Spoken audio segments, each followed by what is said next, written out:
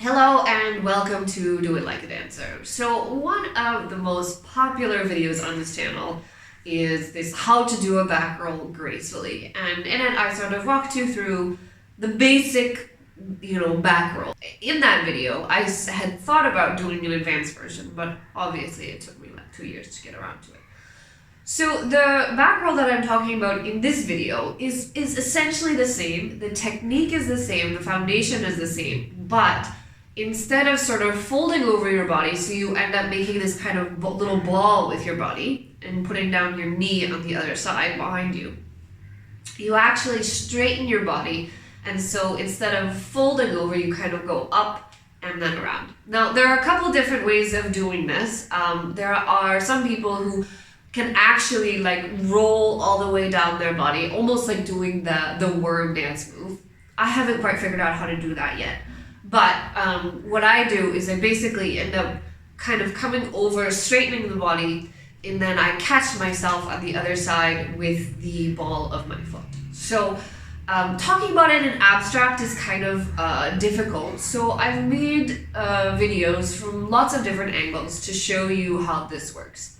So essentially what happens is very similar to the simple back roll, in that your one hand is placed on the ground, the other arm is out to the side, your head is to the side.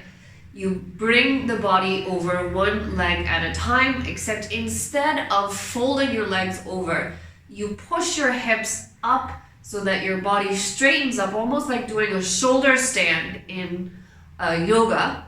And then as you come down the other side, because of gravity, you'll be moving fast. You have to catch yourself, otherwise you hit your knee on the floor and it is very uncomfortable, as I can tell you from experience.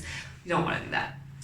So you can see kind of here, I'll show you in slow motion how it's working, but there's a few tricks to sort of make this happen, because it looks really scary, it looks really difficult. And the first time that I saw somebody do this in South Korea, where I was training, I was just like, I'm never going to be able to do that. There's no way. Which is, anyway, never mind. More on that in a later video. The things that we tell ourselves to hold ourselves back is pretty amazing. So there's essentially a few things that make this work. First and foremost is that your hands and your ability to place your hands and use the pressure of your hands on the floor is the most important thing in making this work. So if you're rolling over your right shoulder, your right arm is going to be out to the side on the ground, and your left arm is going to be up over your head like this. So when you're basically as your legs are coming up and you're pushing your hips off the ground into the shoulder stand, the pressure of your hand, of your left hand, is going to allow your head to get to the other side faster, so that you basically switch your head. So now you're like this. And then from there, you just need to make sure that you are rolling down properly. So you're gonna roll over the front of your shoulder, right? You're not gonna roll over the top of your shoulder. You're gonna roll over the front, kind of down this part of your arm. Then you need to make sure that you have something to land on. If you can manage to sort of softly roll all the way down your body, all the best. But what I usually do is, if I've started, I usually start the roll sitting with my left leg bent and my right leg straight in front of me. The pressure of the left leg against the floor as the right leg kicks up is what starts this, and then because the right leg is slightly in front, so it's gonna land first. And what I make sure to do is to land on the ball of the foot, right? So it's not the top of the foot, that would be very dangerous, and it's not the knee. You want to make sure that as you come around the other side, your foot is prepared to catch your body weight. Practicing this roll is a little scary because it involves going backwards. Anytime you're going backwards, it feels a little unsafe.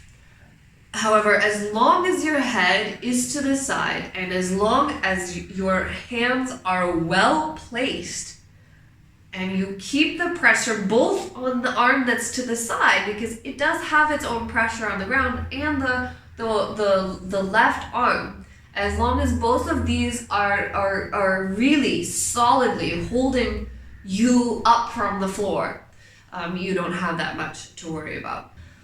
What I recommend is, first of all, you have to get comfortable with the simple roll. And just get comfortable going backwards, to putting the head to the side, having your arms in the right place.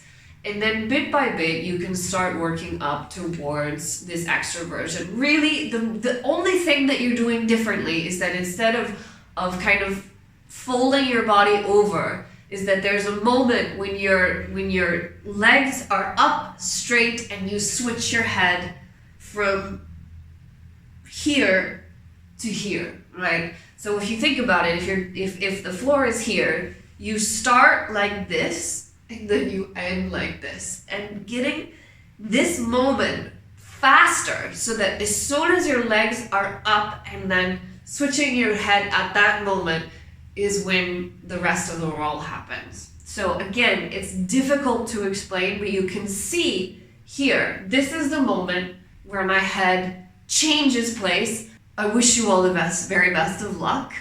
It is a cool trick to do if you can do it.